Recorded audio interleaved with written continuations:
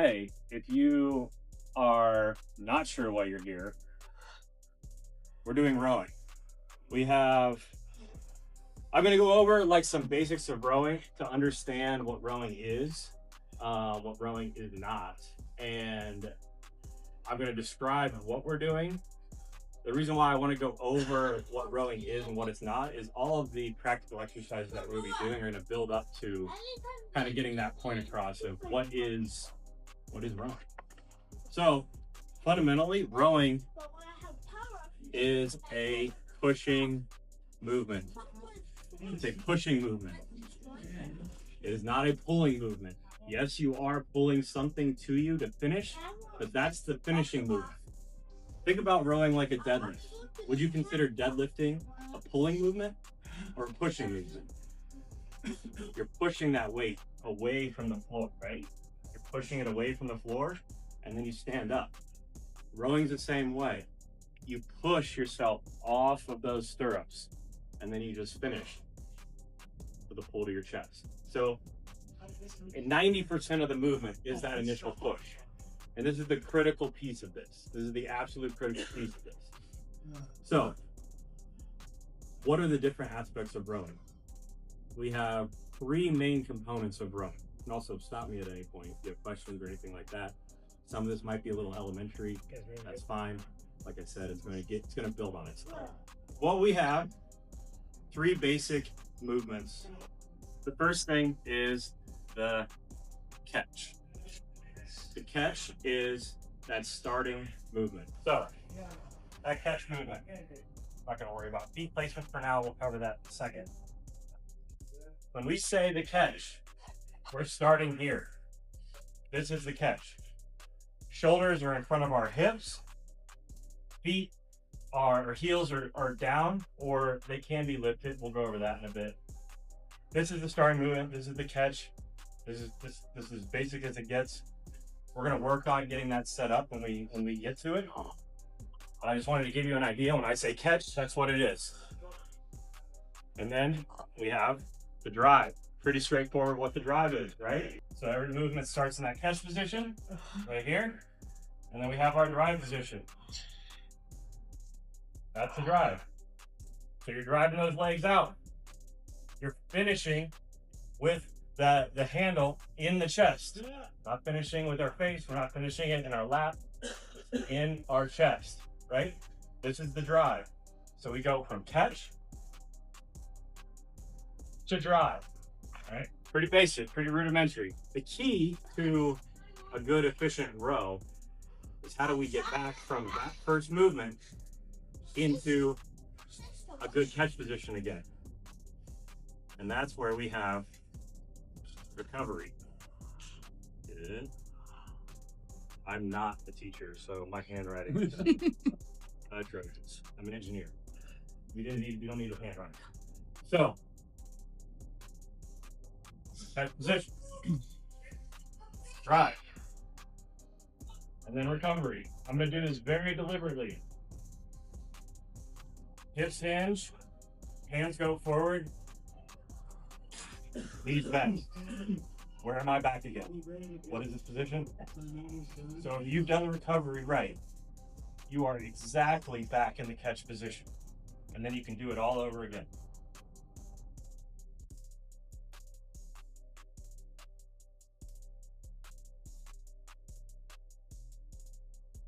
All right. We're going to be practicing all of those movements very, very, very deliberate. When I was doing this, when I was building this, these two things seem pretty, let's say, intuitive to me, right? There's a lot of faults that can come in here, but the one thing that even I was having trouble with when I was like really trying to refine this was recovery. I have something we're going to do that's going to be very uncomfortable. It was uncomfortable for me when I was doing it. Getting back into the catch from recovery is super, super critical. That's what makes you super efficient. That's what makes you be able to get the maximum amount of power out of each pull. And you don't have a whole lot of wasted movement. So going from recovery to catch, super critical. Okay, we're gonna take a step back. We're gonna just go over the basics. This is the literally the classroom portion. Other than that, I want to get you guys moving around. I want to go over feet position. We'll cover a little bit of the what you're seeing on the screen, some important attributes. We are going to be doing something today that I don't think any one of us has done before, and that's actually monitoring our power. There's a setting in here that actually measures watts, which is a measure of power. We're gonna have a little bit of exercise at the end of all this to study how much power output we're putting down. It's gonna be pretty interesting. But what I want everyone to do, I want everyone to put your feet in the stirrups, set up as if you're going to start rowing. Yeah, so this is exactly right. We're adjusting these. The one thing I wanted to focus on is where these things go. So that strap should be covering over. You want to think about like over the fattest part of your foot or the ball of your foot. That's where that strap should be going. What I look for when I'm coaching and what you guys should be looking for, does it cover over this last little, lace on your shoe? That's about where it is. So if I see this, I know that you're either too high or too low. Okay, now let's talk about the screen here. So when you press menu, you have all these options here. You have rowing options, select workout. If you just select just row, it gives you a bunch of options, a bunch of screens. At times this just needs a little bit of prime. So yeah, this is working literally before you came. Awesome. I'll get another one. We have calories per hour and then total calories rowed. Everyone's pretty familiar with that. And then you have something that's strokes per minute, S/M. That is pretty self-explanatory. Whatever you're rowing at, the rower is calculating how many strokes are you going to hit at 1 minute at that pace. We're going to talk a lot about pacing today, so that strokes per minute is going to become your friend very, very soon. What I want you guys to do now is just click units. We'll switch it up. Now we're in the meters. Basically displaying the exact same information, except we're in meters. Time doesn't change, strokes per minute doesn't change, but what it's gonna give you is number of meters in a per 500. Your time is gonna be strokes, it's gonna be how long it's gonna take you at your current pace to hit 500 meters. That's also very important. We're gonna focus on that later in the workout as well. Notice the strokes per minute doesn't change either. We're gonna switch again. We're gonna go one more. Click that's the wrong thing. That's good. Excellent, excellent. Plus units again. Actually, press it one more time. The next one is an average. I don't care about that one. The final one is watts. Yeah. Watts. Yeah. So watts is it's a measure of power. It's power output.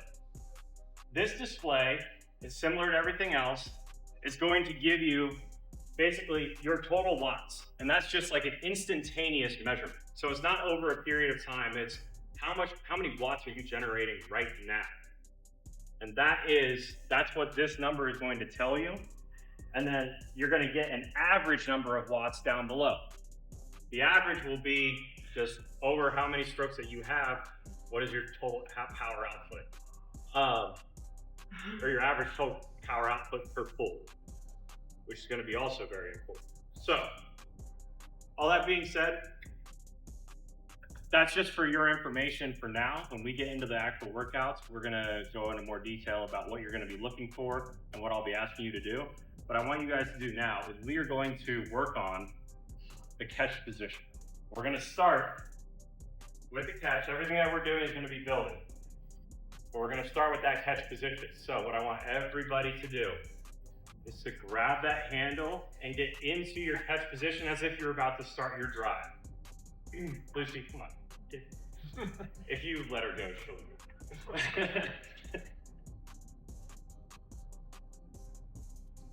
So what I am looking for here is I want everyone to be in a position as if you are about to drive. Shoulders forward, shoulders are over the hips. That's good, that's good. Good. Lucy, come on. I can't trust you. You have to go. Lucy, come here. All right, I just want you to just give me 5 strokes from there. Go ahead and go. Yeah. Focus on getting that chest all the way back to in front of the hips. Yes, good. After those 5, you need to go back into the pinch and just hold it again. Good, good, good, good. Okay. You can relax, you can relax. So, everyone's catch position is really good. Everyone's catch position is really good. The key things I'm looking for right there, heels are down. We are in a good position to drive off the stirrups. Shoulders are in front of the hips, which is also critical. That's where you want to build that position. Think about, again, like a deadlift. Like shoulders are over the top of the bar, ready to drive straight up with a nice tight core. That's also what we're looking for too. When we talk about setting up for the drive, we want to talk about what our heels look like. So what happens a lot, and I've gotten this question a lot. What do we do with our heels? What happens if my heels come off?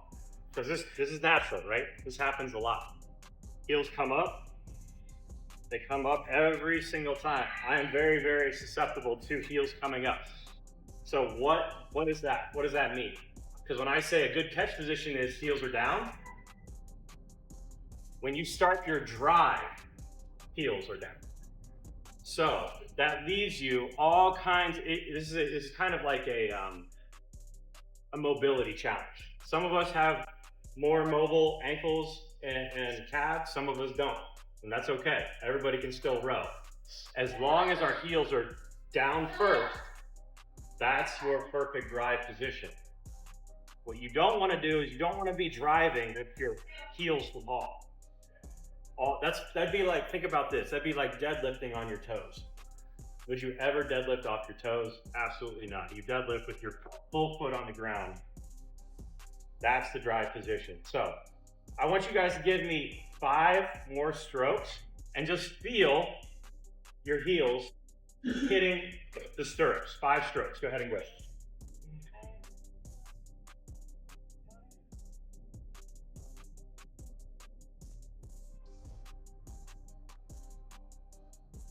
Very good. Go ahead and relax. You can drop that down. All right. Now, we're going to do this next exercise. It's going to basically kind of mimic what we were just doing, but it's going to be very, very, very specific. It's going to practice this drive. Practice being in a good catch position, but practicing this drive and monitoring the transition between the two. I'm calling it a taps drill. And we're gonna do this like 10 times through, and it's gonna be deliberate. I want everybody's damper high. There's a reason for it. Because I want you to feel the resistance. I want you to feel the resistance. Everything that we're gonna be doing is gonna be it's going to be 1, 2, 3, 4, 5, and then on the 6th pull, we're pulling all the way. And what it's going to look like is this. We start in a good catch position. We're going to drive a foot, literally 1 foot, and come back. That's 1. That's 2. That's 3.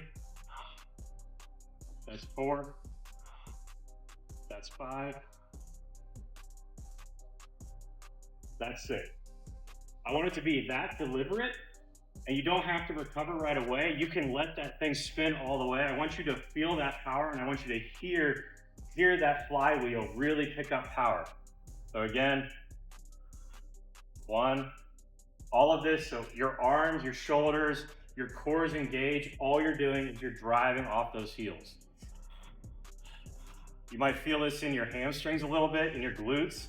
That's what we're looking for.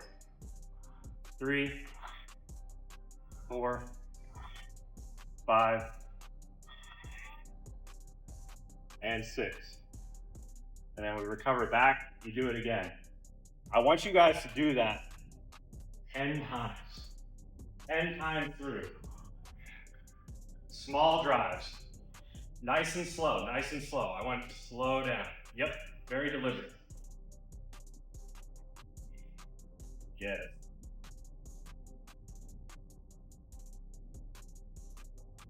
Good.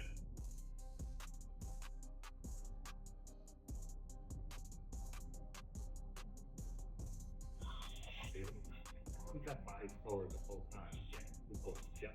Good. Good. Watch this. As you're pulling, I don't want you to lean back at all. I want you to stay down like that. Yes. Good.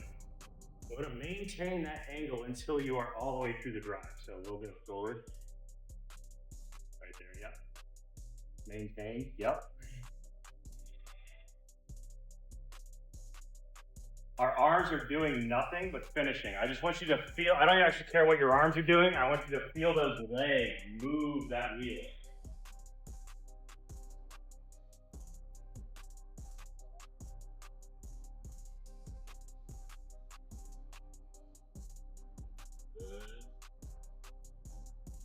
Yep.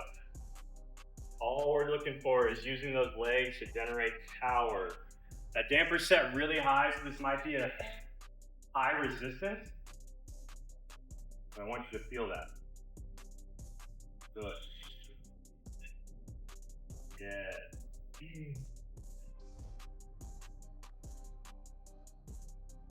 Keep going. Yep.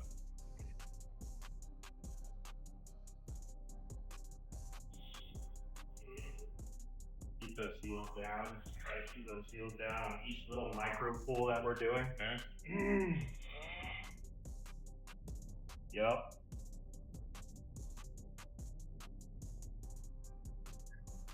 I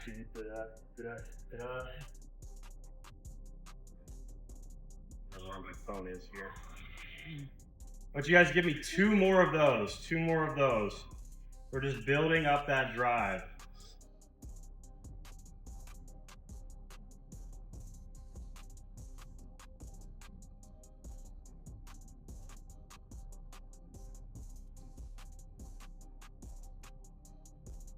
Okay. Go ahead and relax. Everyone relax. So one of the key things about the drive and how we need to be feeling off of that drive, like really feeling like you are actually propelling yourself off of this. There's one technique I want to try. It's going to be interesting. Every time that I trialed this, someone about pulled me off of the rower, or actually pulled me into the rower. This one's gonna be fun. I'm actually gonna try you first. I feel like you might not throw me. The goal behind this is I want you to feel like you're pulling. You're gonna be bracing as if you're going to pull hard off of the rower, but what I want you to feel is kind of like literally your butt's gonna come off the seat. That's what I want you to feel. I'll describe why. So I want you to set up in that catch position.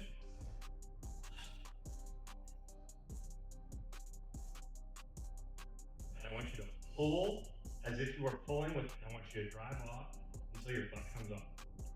Yeah, perfect. That right there, that is the drive. That's the drive. Can I do that one more time? Yep, right there. That's the drive. So you're pushing off of this, and you're almost lifting your butt off of the seats. You're fully connected, your arms are connected, your core is engaged. The only thing that's really moving you is that drive off the stirrup. I'm gonna do it for the rest of you guys now. Catch position. I almost broke one of these. All right, and drive. Yep, yep. Yep. It's like ski. Sorry. And falling on Yeah. it. Yeah, right. So now, this is what scares me. You got strong legs. Yeah. Badger's the one who threw me off. That does not surprise me. So I don't want to get pulled as hard as you can. This is not a big recipe. Yeah.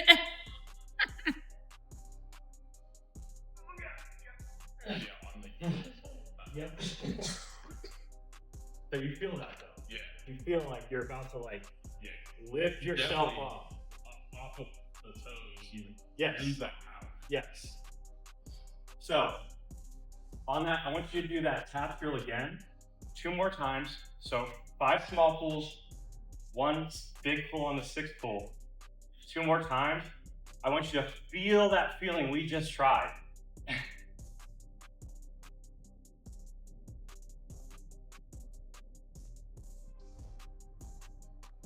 I've done my job right at the end of this, I'm gonna hear the flywheels moving.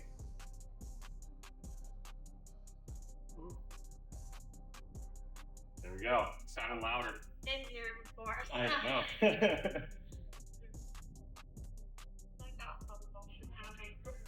But, you know. Yep.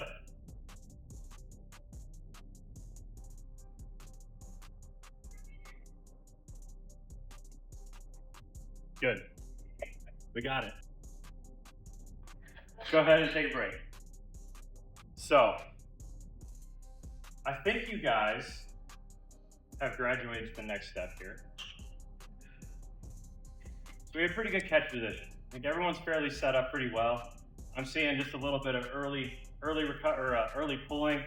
I think we've corrected that a little bit with that drive drill. That's really good. Driving off those stirrups and understanding how we pull back is really critical on how we get really efficient. Now I want to talk about recovery. This one's going to be really, really interesting because this is the one that I struggle with the most. That recovery position. Like I was demoing. Fundamentally, if we break down what a row is, right? You always hear it like this. You hear legs, arms, arms, legs. That's the simplified version. It makes sense. We're gonna exaggerate this recovery, all right? Because we want to get back into this position every single time as best we can with minimal variation, minimal inefficiencies. Getting to here, coming back, dropping back. So, how we're going to be doing this? So we're going to take quite a bit of time on this because I want this to be ingrained. You lose so much. I personally felt like I lose a lot of power and a lot of energy when I get out of position and I get lazy on the row when I get back into the recovery position. I want you guys to think about this. This whole thing is building up to efficient rowing.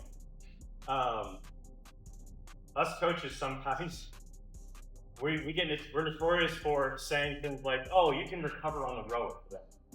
Look at this workout, the recovery's on the rower. And then people look at us like, I have no idea what you're talking about. What does that even mean? My heart rate's too high. The whole purpose of this should be to get you to understand how you can recover on a rower and still be powerful. So what I want you guys to do for this exercise, I want you guys to start. We're gonna go through this at first, very, very basic, very, very easy, and then I'm gonna let you guys do this, and we're gonna do this for quite a while. I want everybody to get on that rower, get into the catch position, and get all the way to the end of your drive and just hold it. Drive means all the way to the chest and just finish and stop. So go ahead and go. Finish and stop. Okay, you can hang out there for a second. It should be relatively comfortable. Maybe, maybe not. In one motion, I want you guys to push the handle out and then lean forward and just stop there. Good. Good. Still engage that core though. Keep that core engaged. Keep that core engaged.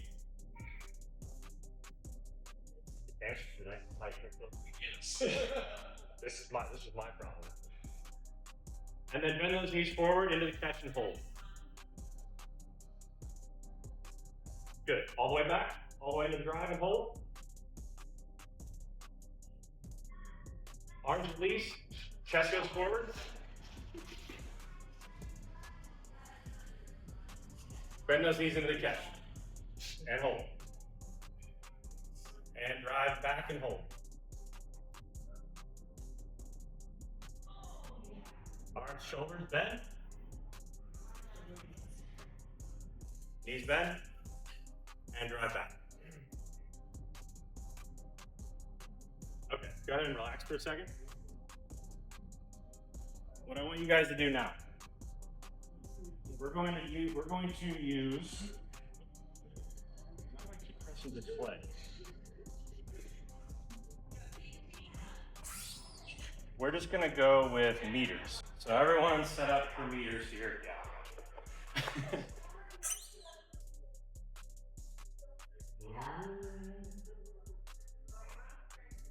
We're going to just reset it. Everyone just reset, press just row. Good, so we just have, we're zeroed out. And we are going to, so you were doing exactly what we were looking for. But what we're going to do is we're going to do this for 250 meters. And this is what I want, this is what I'm looking for. When I say go, you're going to be in this catch position, no problem. We're going to drive, arms and chest go forward. We're going to hold for a 3 count. 1, 2, 3. Drive, 1, 2, 3. Drive, 1, 2, 3.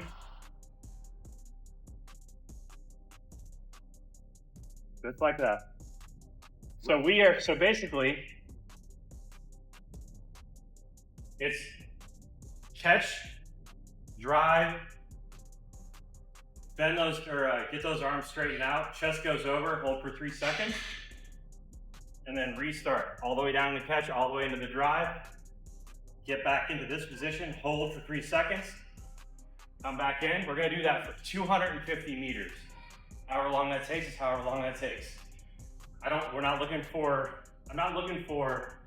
rapid pace. I'm looking for deliberate 3 seconds in that hold position, and then fire back into that perfect catch position, back into the drive. Any questions? All right, 3, 2, 1, and go.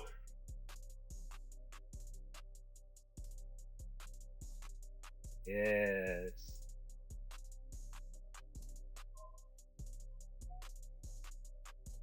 Remember that drive. Remember that drive. Push those through those heels.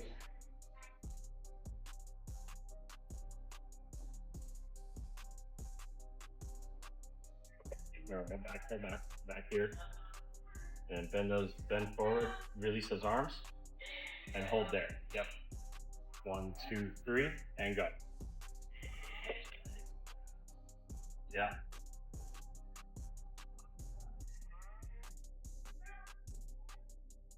Good.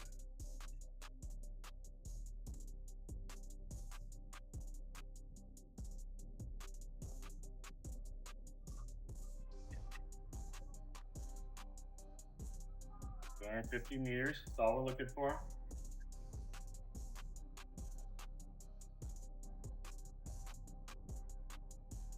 Yeah, be very deliberate. Stop all the way up at that top. 3-second hold, and then come back.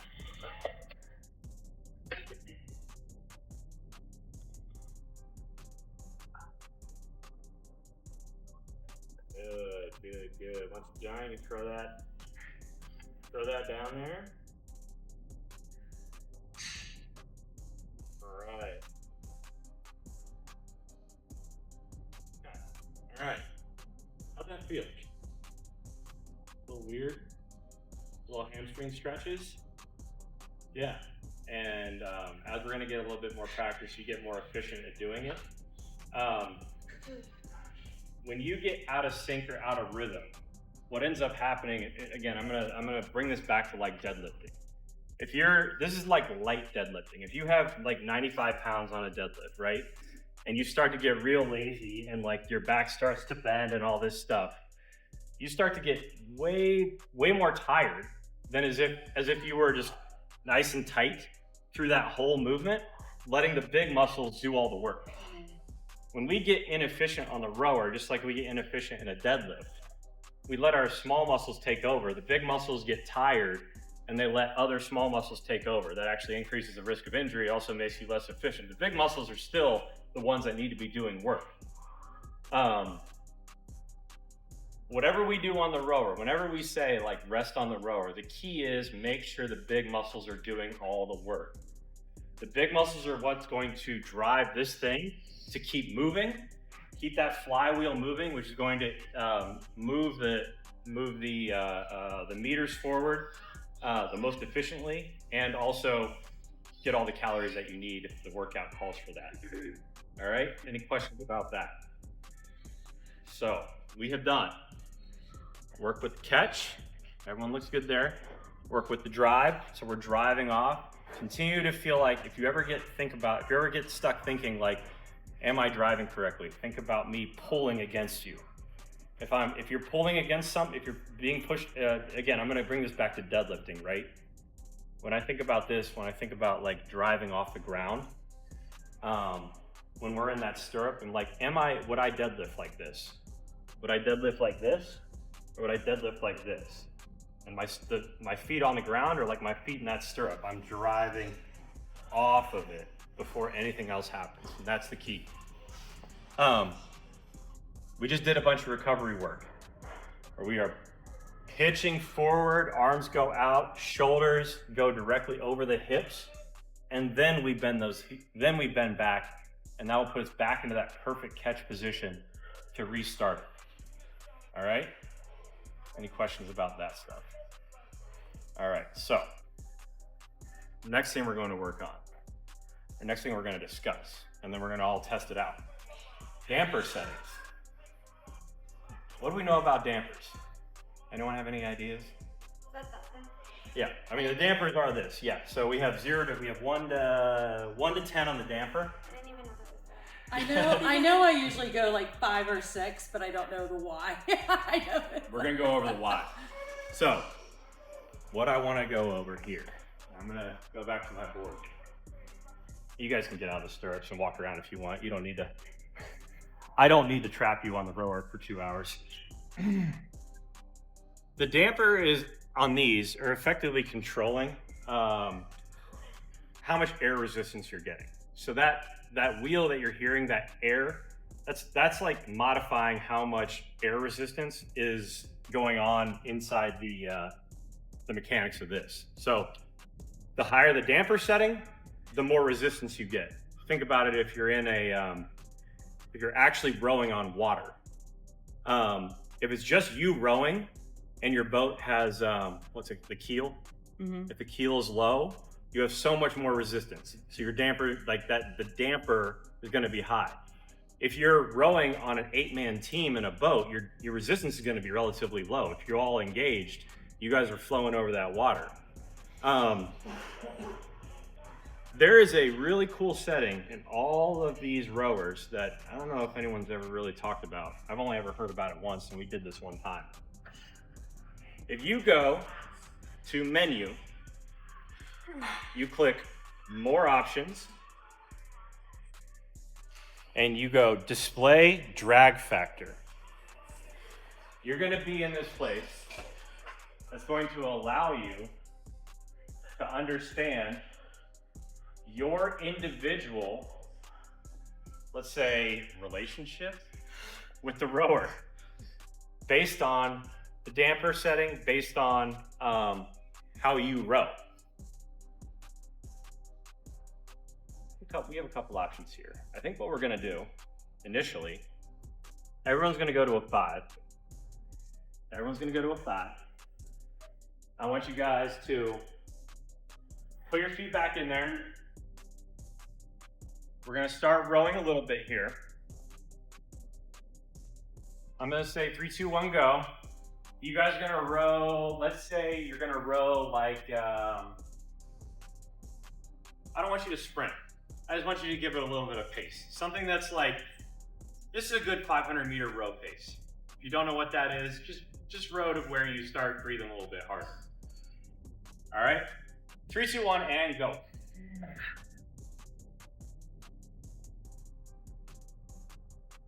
Everyone should be seeing numbers. You see a 126, a 118, a 125. I can see mine is. Yeah. You guys are relatively consistent. All right, go ahead and relax. Go ahead and relax. All right. You see him breathing hard? That's good. That's exactly what I wanted to see.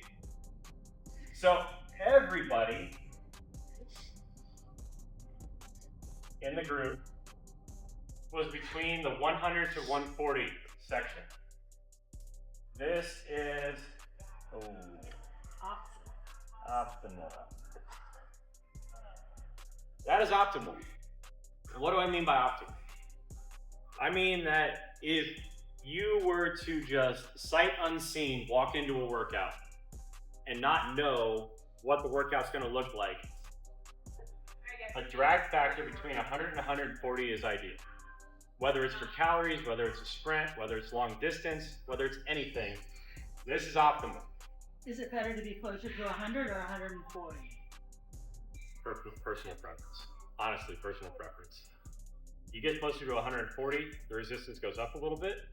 You get closer to 100, the resistance goes down. So what we're going to do now, here's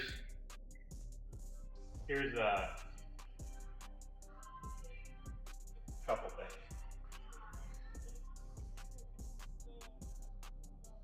So, that's wrong.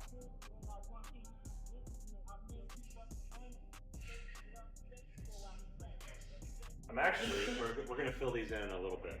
Everyone's going up to a 10.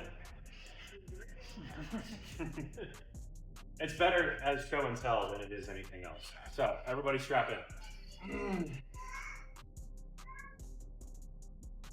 And I want you to row just the same you did. 3, 2, 1, and go.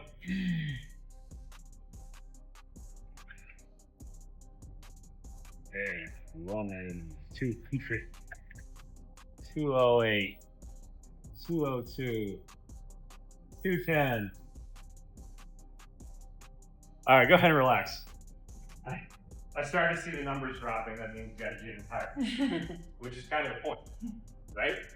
Yeah. So you guys fresh came out and you were just throwing out some big numbers, 200, whatever it was. That means that your drag factor, the amount of drag, in other words, like, when you think about drag as like inefficiency in a way, vaguely, you're having to overcome a greater amount of resistance every single pull. And you could see how unsustainable that is. Like everybody started at about 200, 210, something like that. And then like after 30 seconds of pulling, it was starting to come down. So,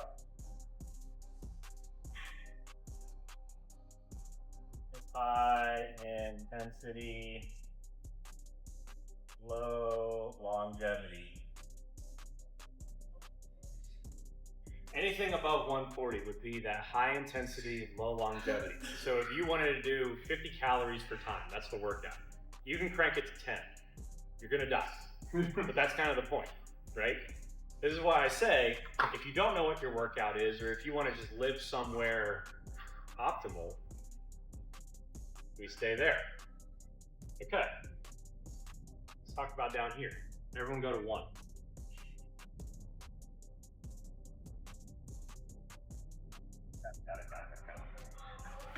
All right, we're gonna do the same thing. Everyone strap in. On the first pull, try not to fly off the rower. I'm not joking. Maybe a little.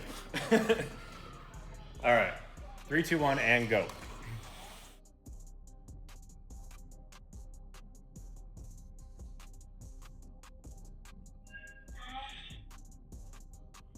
This time, you guys should probably still listen to me, because you guys are barely putting any effort in, right?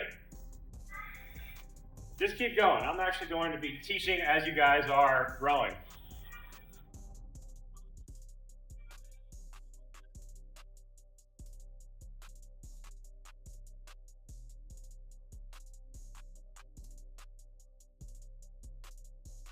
You can relax. So, rowers on a professional rowing team in the Olympics or whatever, when you have 8-man teams or 6-man teams or whatever, that is what they're feeling right there. 80. All on the Concept 2 rower.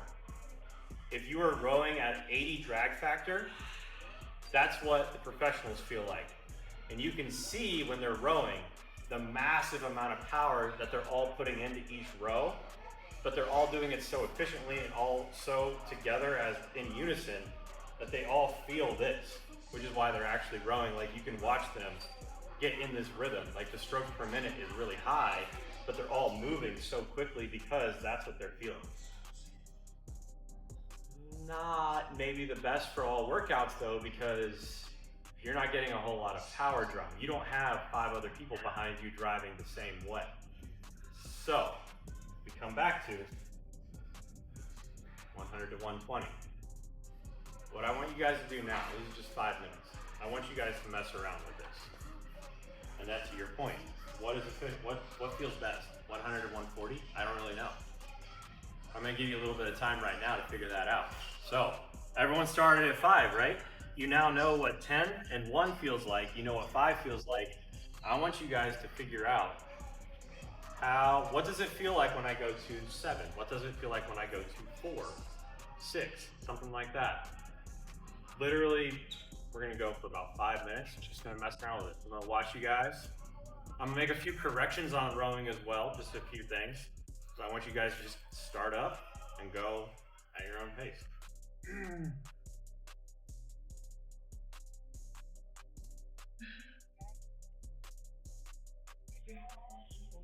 Having pause it. Yeah, because we'll do a bit more depth. Right there. Yep. Alright, I want you to drive forward. You stay back a little longer. Drive out. Yeah. I want you to keep that chest forward longer. I'm driving. So you're starting to pull like this. I want you to drive off and then rotate back. Feel better? Yep. Yeah.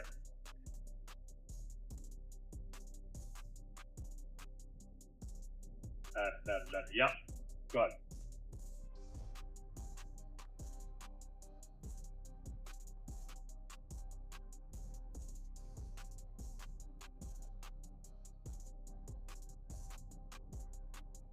There we go. So in that 5, you're sitting at 130. That's about good. Yeah, I like 5.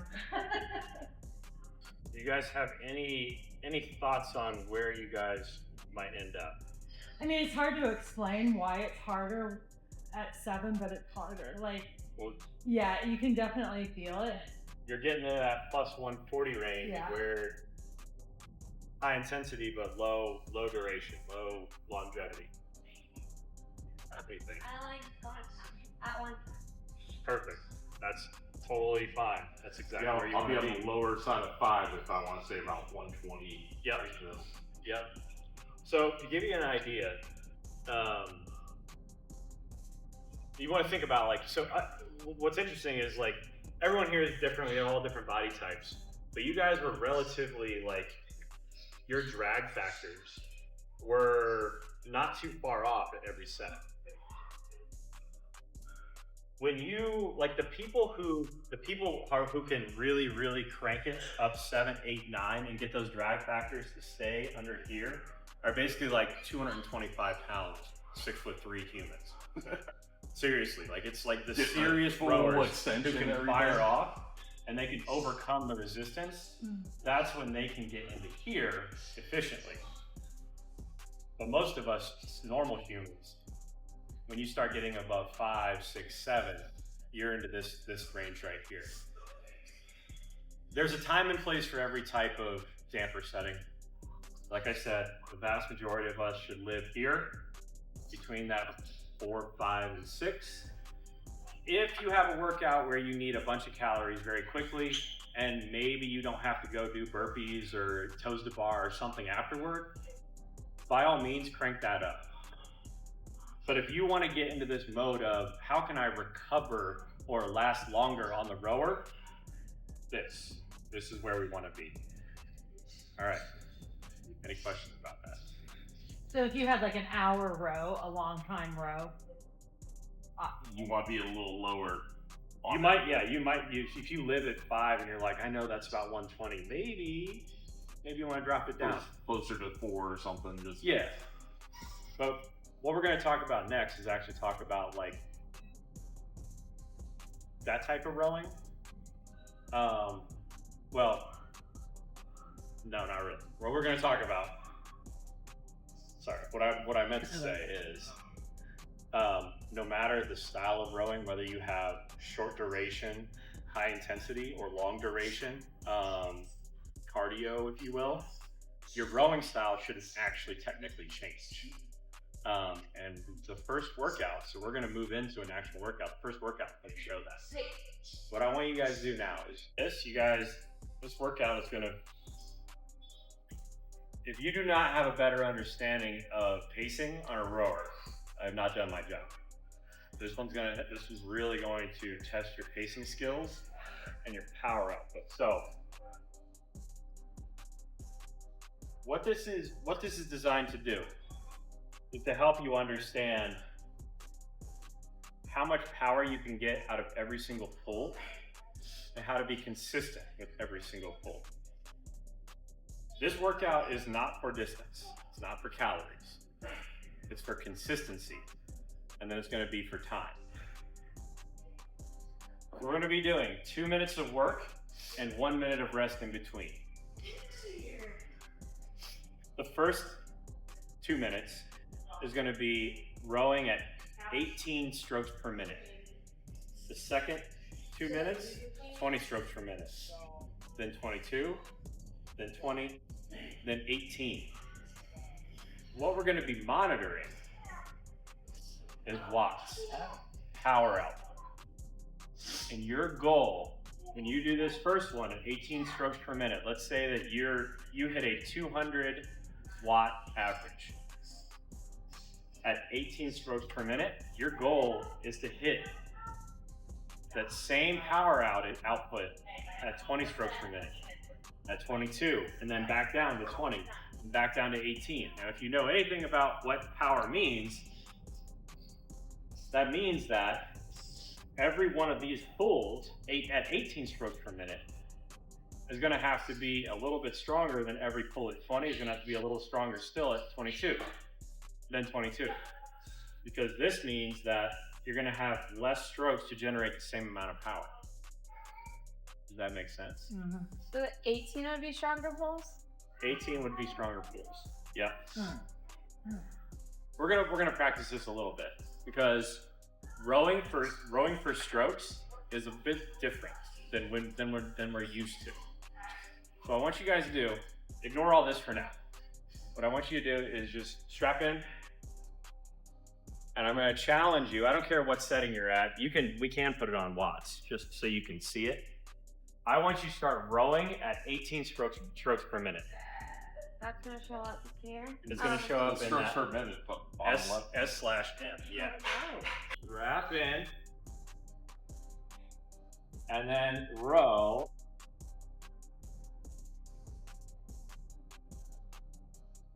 I'll let you guys just sort of organically figure this out at first.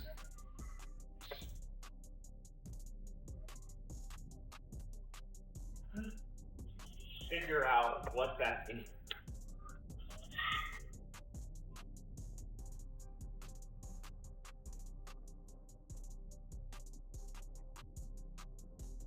All right, everyone take a small break. Take a small break. So, one thing that I was noticing, and when we do this type of pacing, in the exercises we did before this, we spent a lot of time driving and pulling, and then kind of resting up here, or even resting down here. That's almost what this feels like you have to do, right? You have to find a spot where you're actually not moving. So, when I think of rowing per stroke per minute,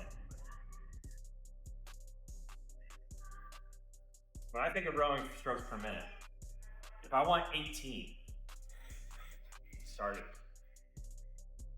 I'm gonna get up here and I'm literally going to say 3.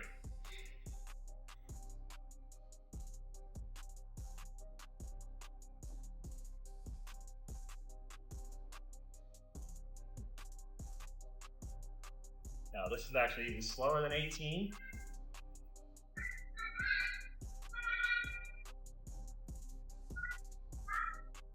But every single time that you're pulling very, like, you're, it's not how fast you go, right? That's not how you generate power on it. It's just like a deadlift, right? If you pull, if you're pulling a deadlift, like a 225-pound deadlift, it requires a lot of energy to drive through your legs. But if you had to do that 50 times, you wouldn't be doing it like that. If you were pulling 225 deadlift, you wouldn't be pulling like this, would you? It'd be deliberate. Back down. That's what we were looking for. So, when I say take it a little bit slower, find a rest, I want you guys pull, take a beat. 1, 2. Back down to that good catch position, just like we trained. Drive. 1, 2.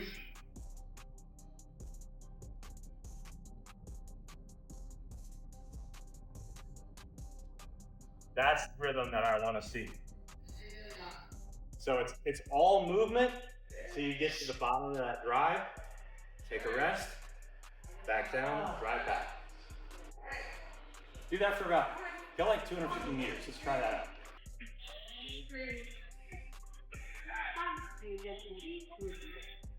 Be very deliberate, almost uncomfortably slow. See if you can get lower. See how low you can get. All right. So now you found a little bit of that pace, right? When you're rowing for distance, you're rowing for power, you're rowing for calories, you're rowing in a workout, you want to row to recover. This is a spot where you can learn how to efficiently rest while still moving that damper. Because every time that you come back into that drive, you can really crank it. You're driving as hard as you can into a nice rest, right? You're not flailing around on the rower. You are actually pulling deliberately. Again, 225-pound deadlift.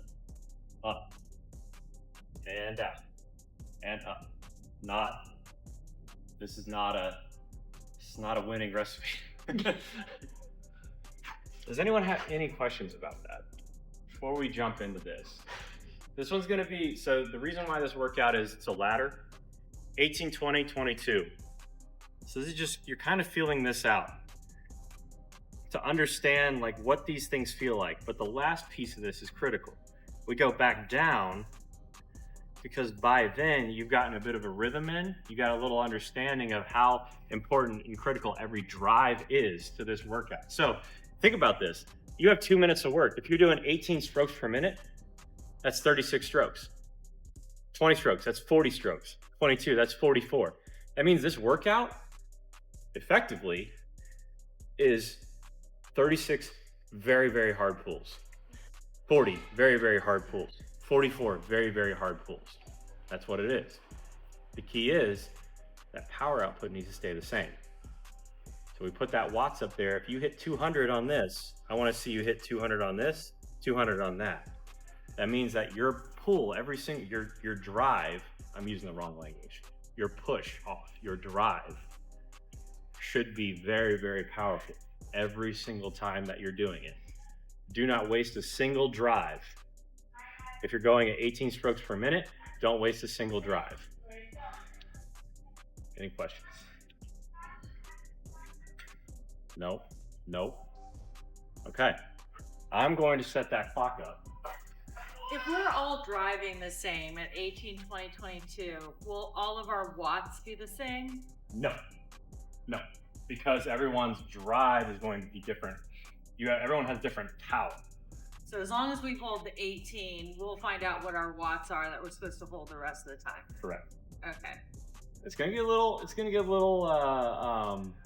interesting, because what you guys are gonna end up feeling is how much harder do I need to push on every single drive. This is where you're finding out, how do I maintain the same power output wattage at each one of these settings? It's gonna be interesting. Is there like a watt range? Nope, everyone's gonna be different. Everyone's gonna be different. All I'm going to be listening for, literally listening for, is when you are driving off there, do I hear that air damper? Do I hear that increasing, that build of power? Like that. That build of power. That's what we're looking for. I don't even necessarily need to hear it consistently. I like to hear this build, reset, build, reset. That's what I'm listening for. A lot of like rhythm rolling. All right, here we go. I'm going to put the interval up here. Seconds. I'll give a little music. 3, 2, 1. Here we go.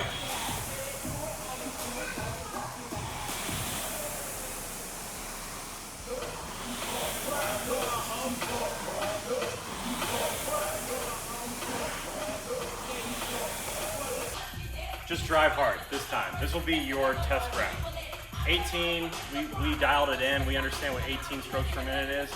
20 now, we're gonna be driving hard, but 20 strokes per minute. So it's hard driving, 20 strokes per minute. That's fine. So I can't use my watch from the first round. Don't use your watch for the first round. No, I want to hear that. I want to hear that damper moving. For you, whatever your wattage was, 120. I want to see around 120 watts, 20 strokes per minute. Yep. All right.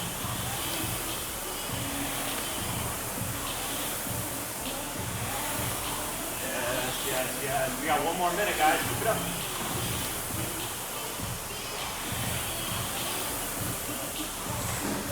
Yep. Don't worry if it deviates a little bit. That's okay. Nice.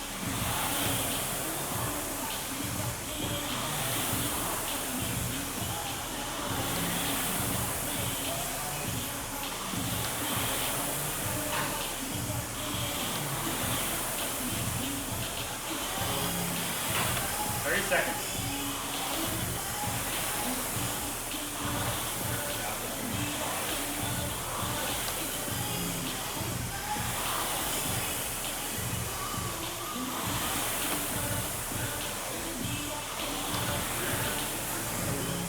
Good.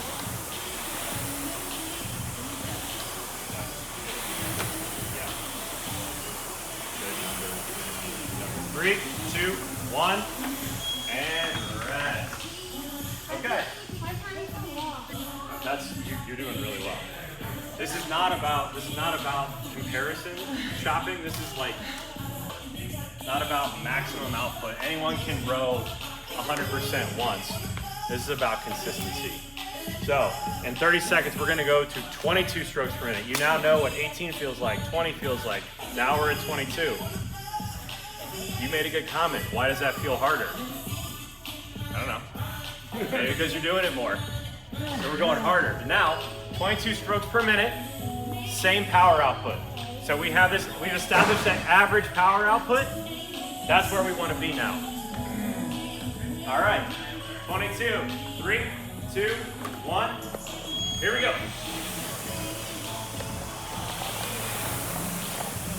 22 strokes per minute.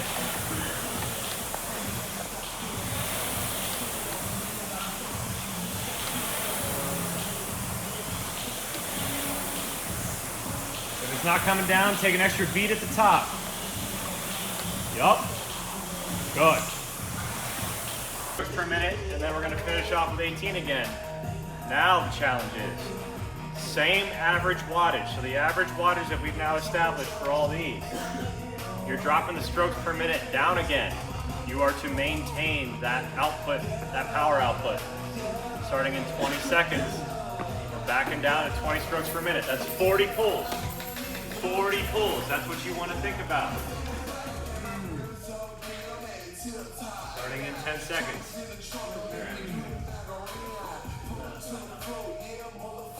3, 2, 1. Here we go.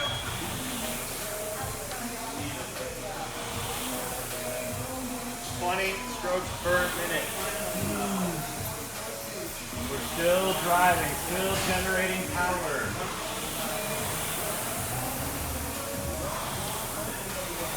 Yes.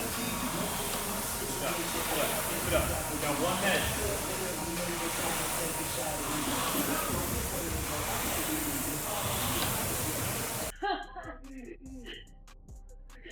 One more round.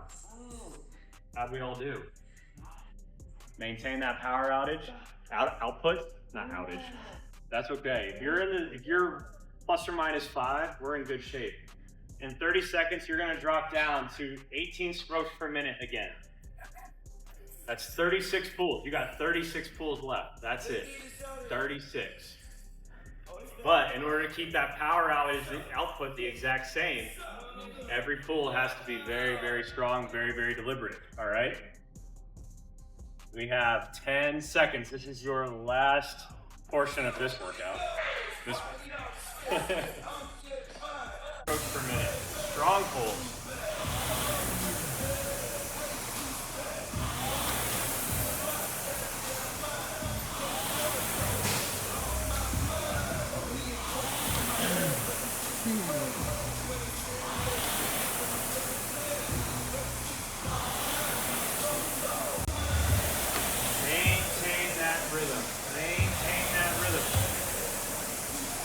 Good.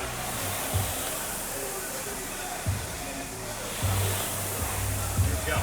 There we go. What was the difference between 22 strokes per minute and 18? How did it feel?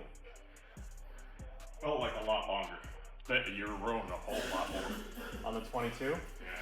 Versus the 18? Is it much harder? 22 versus 18? I mean, I got more winded quickly. Yeah. And I was watching your guys' power output on each of those. None of you really were that varied between the 18 and the 22. Once you guys got locked in, you were just as efficient on the 18 as you were on the 22. And the design of this workout was to feel the difference, how your body feels at 22 versus 18, and your actual reality of what you're doing on the rower. So when we say we want you to rest on the rower or catch your breath,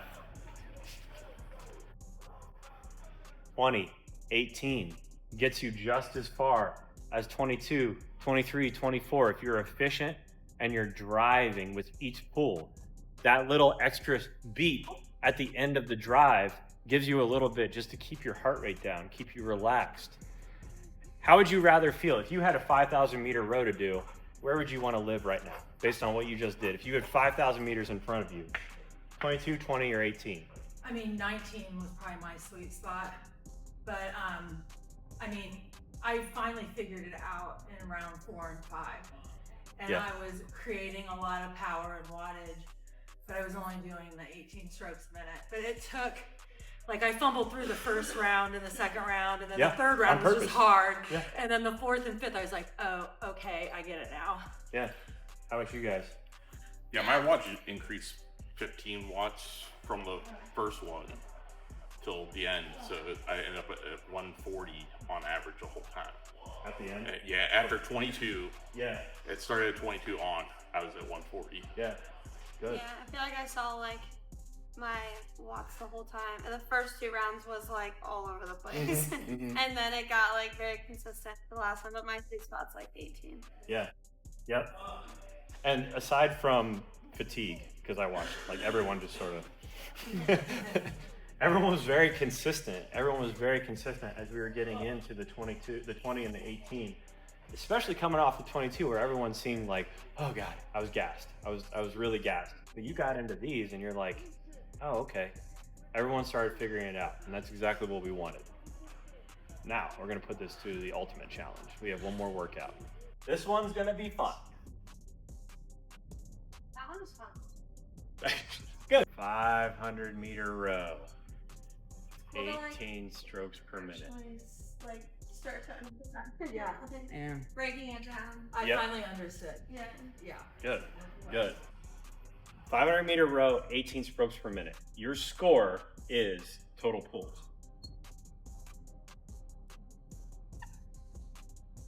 Wouldn't our total pulls be the same amount?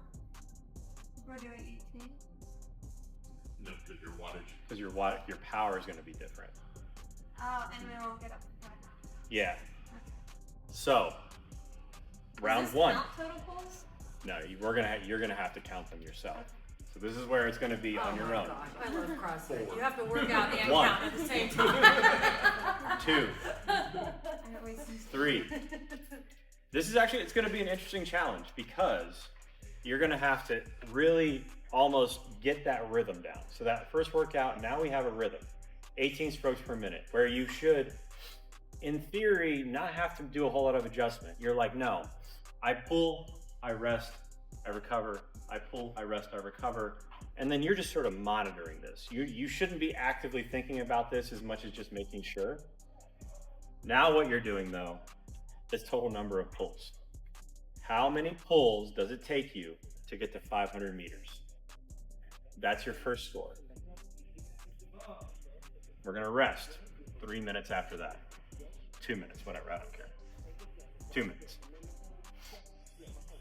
Nah, we got time. We're gonna go 3 minutes.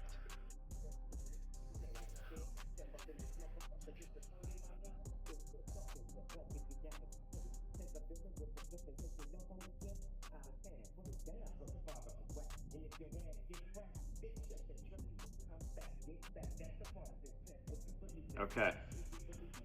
Your second workout. 500-meter row, 18 strokes per minute, less pulls than you did the first time.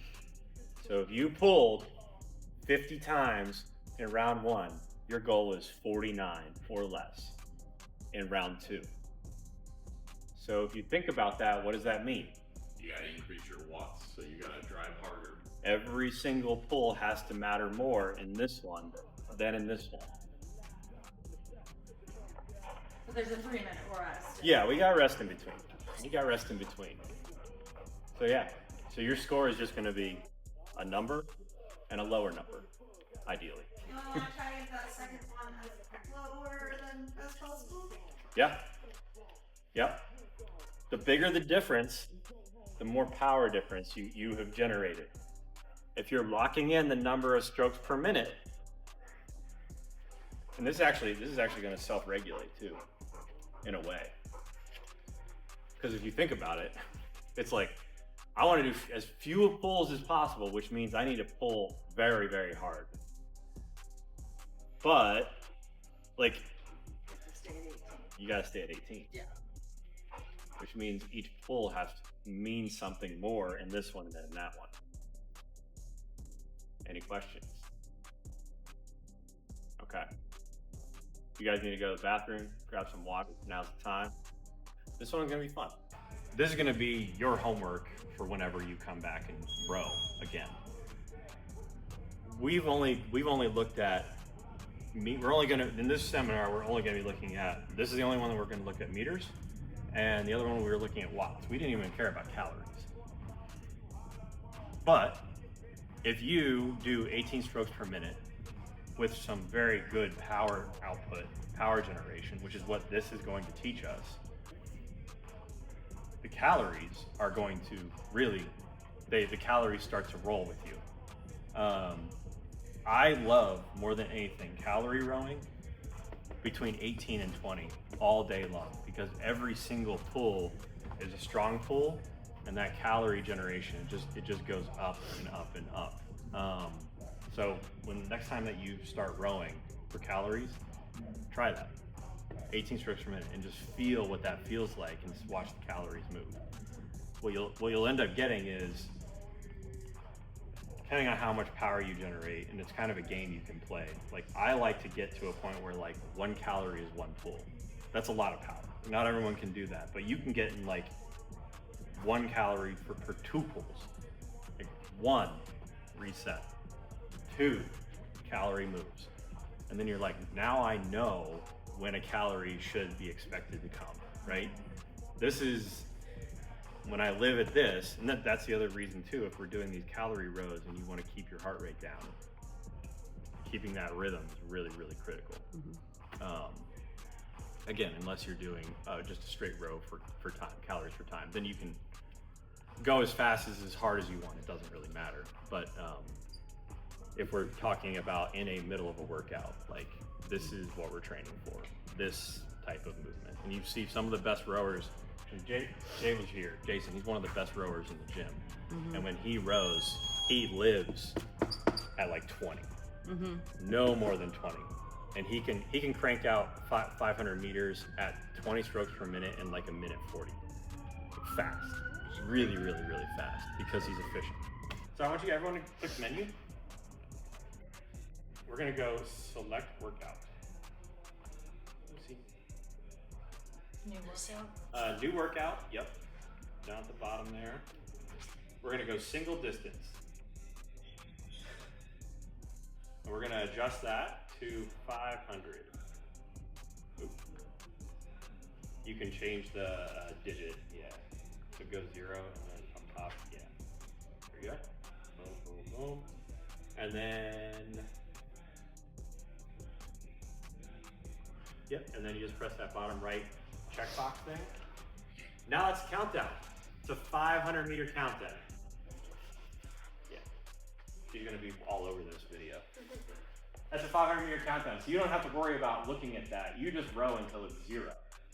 All you're focusing on, the number of pulls, and keep that 18 strokes per minute. Any questions?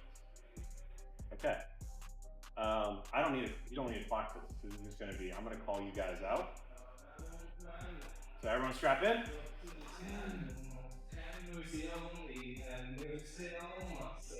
At the end of this, you need just one number. How many strokes does it take to get 500 meters? Starting in 3, 2, 1, go.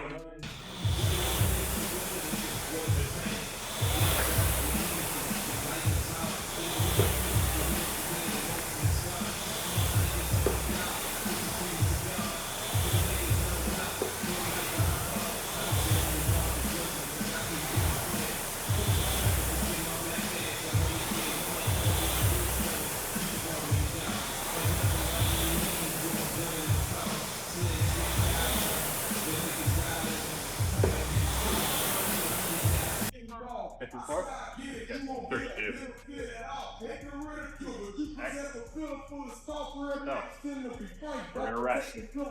Take a break. Relax. Get off the rower. Walk around. Your goal. Go again. Lower than 39. Lower than 54. Right. Everyone reset. I think we got. Oh yeah. Here's the other quick tool. Yeah. In the menu, select workout. Rerow. And then it's going to select the first thing that's up is what you just did. So you can just click rerow. Here we go.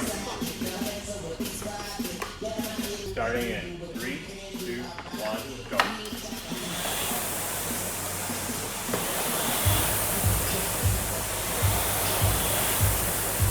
Maintain that stroke.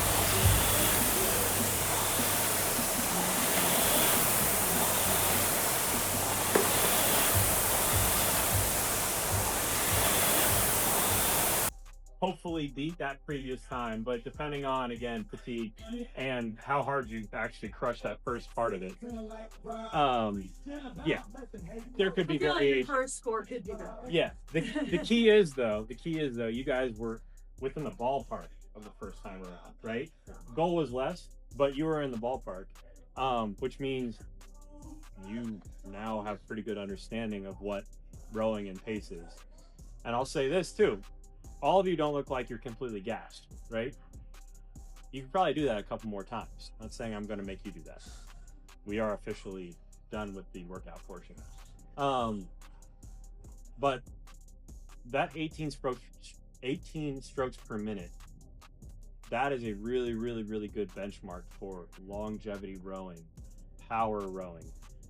There's nothing that says that you need to row very, very, very quickly. If you're driving consistently, 18 strokes per minute gets you really far in a lot of workouts. It'll help you recover. It'll help you get more calories. It'll help you get, it'll actually, you know, that flywheel will just continue to progress as you're resting. That's the key. But yeah, you guys did really well. I think Very helpful. you guys look a lot better from start to finish. A lot better. I mean, I've been rowing for 15 years, and I feel like I learned a lot today. Good. Yeah. Good. That was the goal. Yeah. That was the goal. And I think too, like again, I go back to this idea of rest in the row. This gives you a few strategies to figure out where you can rest in a row, right? Like Every time we do like rest, I'm like, for like calories, I'll be like, Yeah. kind of be like more tired rowing. Yeah. So that's very helpful. Yeah. Slow down and like the power. I feel like if you're on a team row too, like sometimes you're like, am I giving enough? Am I pushing enough? Or am I pushing too hard? And I feel like that's a good like place to be. Like if you're just powering through at that 18 strokes per minute, I feel like you know that you're maintaining that. Yeah. And the rowing, it's that misnomer of like, I have 500 meters. In order to get to 500 meters as fast as I can, I need to be moving, like physically moving as fast as I can. And it's like, not really. You need to be driving efficiently.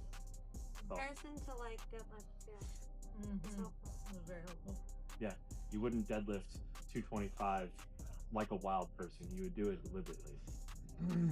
Yeah. All right. Thank you. Thank you. Good work. Yeah. Really good work. I remarkably got it exactly on time. It's probably the first time I've ever done that. And I Amazing love work. that we had it.